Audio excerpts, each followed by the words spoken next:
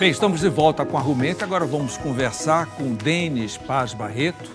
Ele é médico, mas, acima de tudo, é especializado em inteligência artificial, que agora só se fala e muita gente sobra, inclusive eu sobro muitas vezes. Então, vamos aproveitar para perguntar todas as nossas dúvidas sobre inteligência artificial para um expert no assunto. Denis, é um prazer tê-lo aqui. Obrigado, Muito obrigado por ter vindo. Obrigado pelo convite. Tá.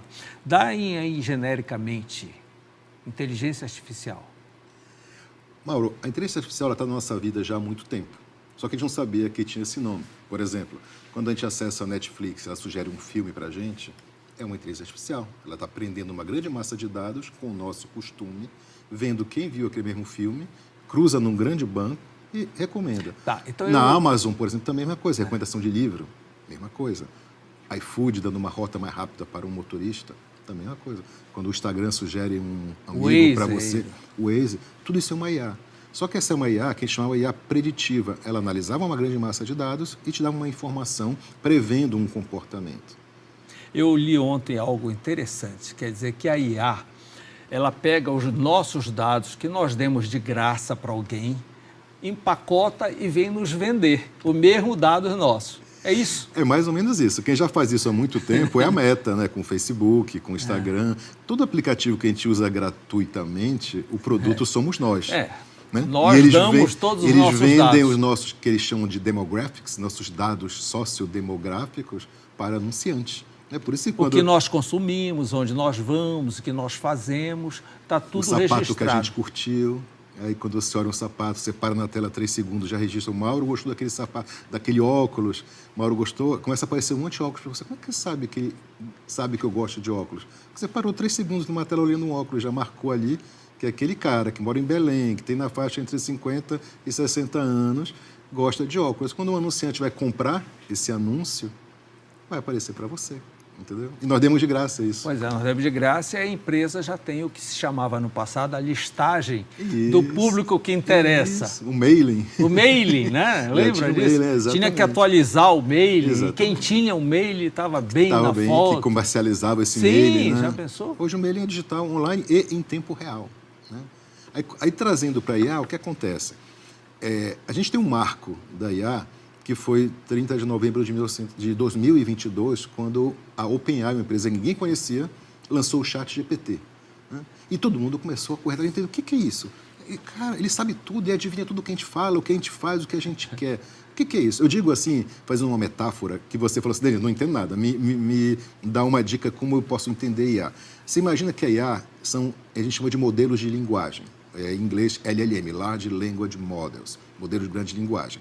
Então, o ChatGPT é um LLM, o Llama da Meta, que é aquele bolinha azul que aparece no nosso WhatsApp, também é um modelo de linguagem. O Gemini, ou Gemini do Google, também é um modelo de linguagem. Todos eles são IAs treinadas para gerar conteúdo. Por isso que o nome é IA generativa, que é o G do GPT. É uma inteligência artificial capaz de gerar conteúdo. Mas como que ela gera conteúdo?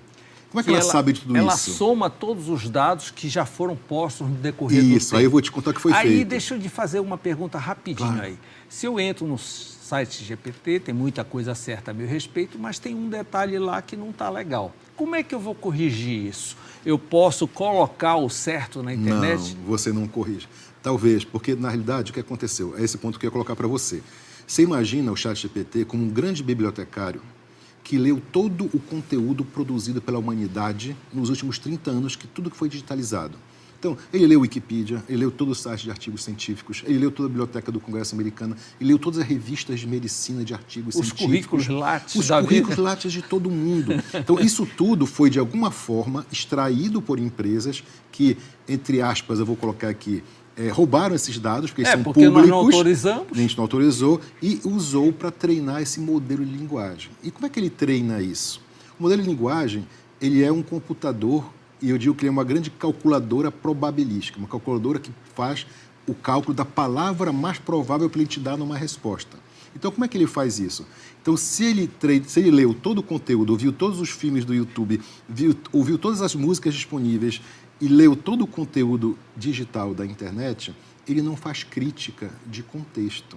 Então, por exemplo, se você procura quem sou eu, quem é Mauro Bona, Ele vai trazer informações que ele foi treinado de um site que não falou bem de você, de outro site que é o teu currículo Lattes, de outro site da tua coluna semanal que tu tens. E lá ele vai juntar aquelas informações e no meio vai trazer uma informação errada. Então, é meio que difícil, é praticamente impossível de corrigir, porque aquela informação foi capturada na internet, foi consolidada num grande banco de dados Mas gigantesco. se eu inserir mais informações positivas, ele vai ter mais e vai captar coisas mais... Vai, mas aí que tá, a gente tem que diferenciar o seguinte, o ChatGPT, ele é treinado com data de corte. Então, por exemplo, o ChatGPT que a gente usa hoje foi treinado com todo o conteúdo disponível na internet até final de 2023. Então, aí você vai dizer, aí tem um ano de defasagem? Não, ele não tem um ano de defasagem, porque eles juntaram duas coisas muito interessantes. Eles juntaram esse conteúdo treinado de bilhões de páginas de texto. Só um parênteses, se você fosse ler todo o conteúdo que foi usado para treinar o ChatGPT, sabe quantos anos você ia levar? 120 mil anos. Então, é impossível você competir com uma memória dessa. Tá? Então, o que é que eles fazem hoje? Se você olhar o ChatGPT, tem um botão lá de pesquisa, de search, de busca na internet. Então, ele junta duas coisas. Ele vai buscar nessa grande supermemória que ele tem e vai buscar na internet e junta as duas coisas. Então, tem ferramentas até melhores que o ChatGPT para busca de nome de pessoas, de benchmark, de pesquisa de mercado, como, por exemplo, eu sempre recomendo usar o Perplexity, que eu fico perplexo quando eu vejo ele funcionando. Porque se dá um tema, me diga como é que é o cenário competitivo no norte do Brasil, na região amazônica, Belém do Pará, de bebidas energéticas. Ele vai buscar em mais de 80 fontes, vai buscar na memória do GPT e junta tudo e traz organizado para ti um relatório que um analista de uma agência de publicidade demorar 3 semanas para fazer, ele te entrega em 5 minutos. E me entrega sem custos, diretos. Depende.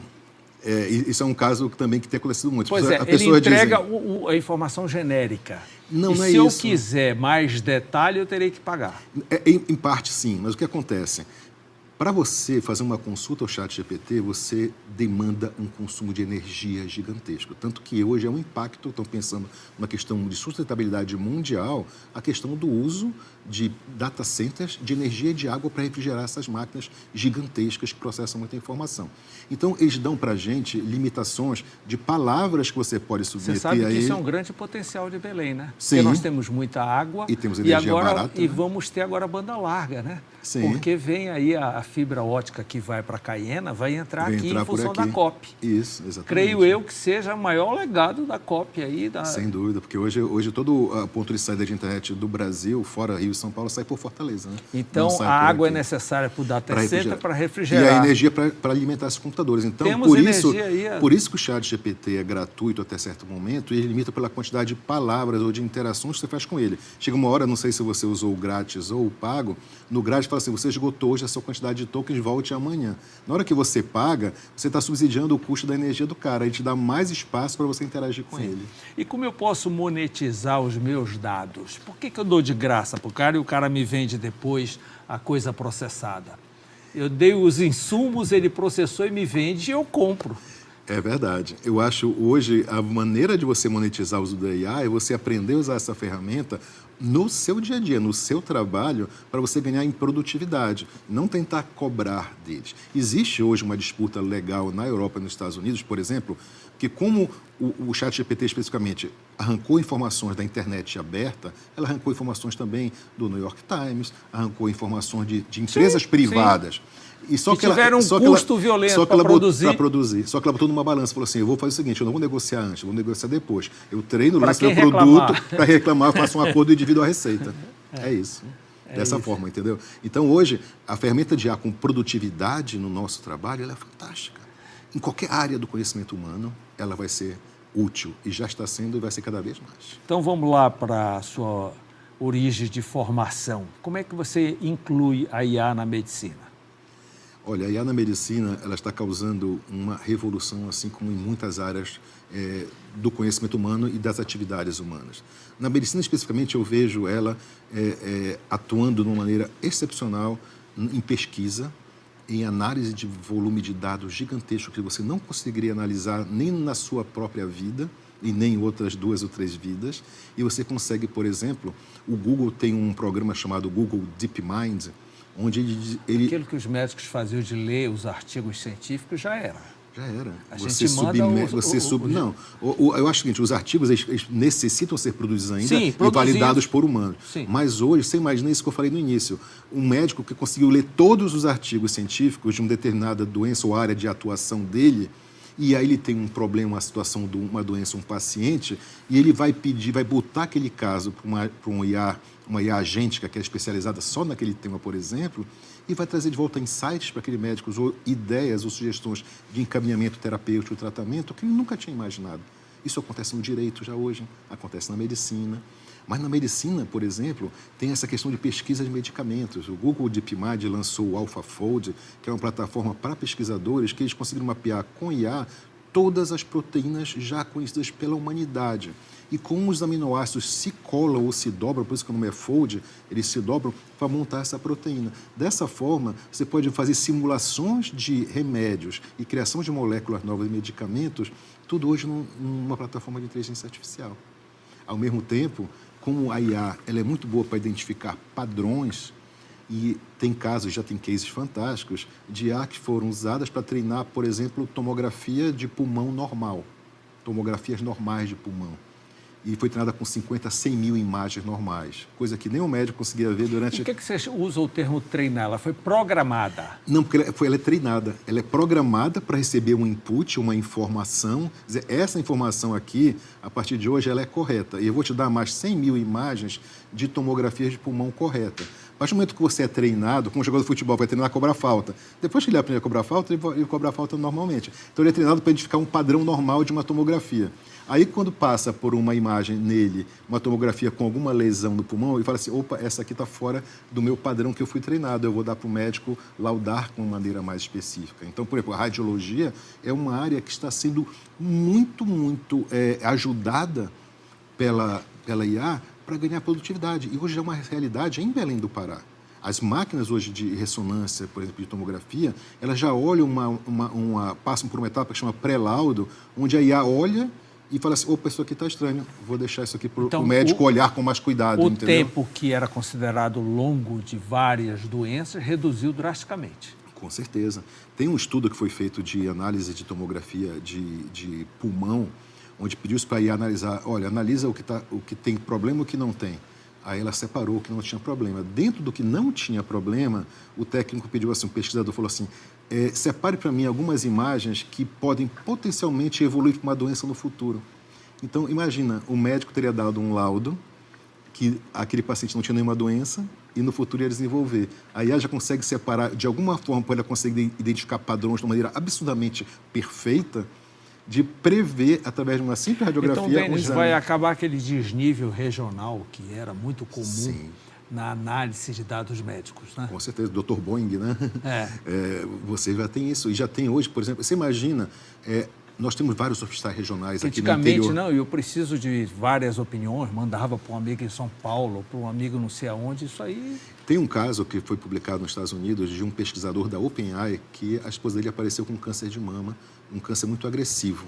E ele foi num médico, foi em outro, ouviu duas opiniões e propuseram um tratamento radiológico com radioterapia. E não deu certo. E ele submeteu todo o exame da esposa dele a uma IA e perguntou, eu tenho outra possibilidade de usar um outro tipo de potência de raio-x, de radioatividade para tratar...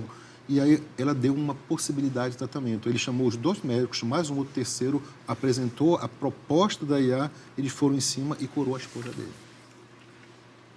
É incrível, é incrível. Qual a área profissional mais desenvolvida hoje com IA? Você deu um exemplo agora da medicina, mas deve ter uma que... Mauro, qualquer uma delas que atue com atividades repetitivas, sim, ou grande massa de dados, por exemplo, direito, né? Você tem que escrever uma petição inicial.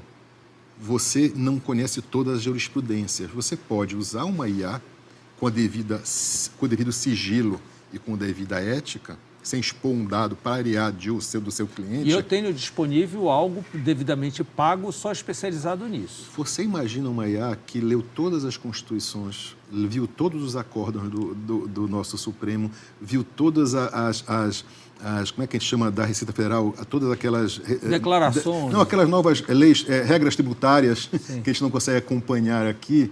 e traçar um perfil novo de uma ideia, de uma ação, por exemplo. Eu dei um treinamento para um escritório de advocacia, onde a gente trouxe um caso real que ele tinha, sem, lógico, expor o nome, mas ele estava com 3 opções de entrada de ação. E nós submetemos o caso, a IA trouxe mais 8, ele ficou com 11, e dessas 11, ele conseguiu escolher 2 que ele nem tinha pensado para entrar com uma ação. Então, como um suporte, como um acessório na medicina, no jornalismo, no marketing, na publicidade. Tem agentes de IA hoje que você diz assim, eu tenho R$1.000 para gastar numa campanha na Meta, no Instagram ou no Facebook, para promover um livro que eu quero lançar. Distribui isso para mim ao longo do mês e me dá o melhor texto, o melhor dia para eu postar, como eu posso medir esse KPI, qual é o melhor indicador de sucesso da minha campanha. A gente dá um planejamento completo. Então, assim, o profissional que não souber usar bem a IA, fazer boas perguntas para esse grande bibliotecário que sabe responder todas as perguntas, ele vai estar certamente perdendo para alguém que sabe fazer isso. Então, a minha sugestão sempre é assim, já está atrasado o tempo de você aprender como funciona uma IA. E, pelo jeito, as próprias universidades, de um modo geral, estão bastante atrasadas, né? Porque esse estudo necessário da IA já deveria estar introduzido em todos os currículos. Transversal a todas as disciplinas. A todas as disciplinas. Mas eu sou professor universitário e hoje eu já tenho um desafio. A gente ouve em palestras, mas você não tem um curso regular. Não, não tem. Eu acho que é um desafio muito grande para a academia, para as instituições de ensino superior e também para ensino fundamental e médio, de alguma forma você introduzir esse conceito. Ontem numa palestra que eu dei em Castanhal, eu falei sobre isso. Há 2 anos atrás, se eu tivesse um filho pequeno, eu estaria dizendo, e dizia isso, quando meu filho tiver 6, 7 anos, eu vou botar numa escola de programação, porque ele tem que aprender a programar para falar com o computador e tirar do computador a melhor coisa que o computador pode dar para a vida dele, em qualquer profissão que ele siga.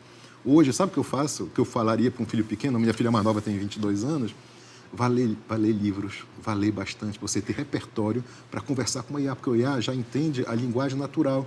Então, você não precisa saber programar.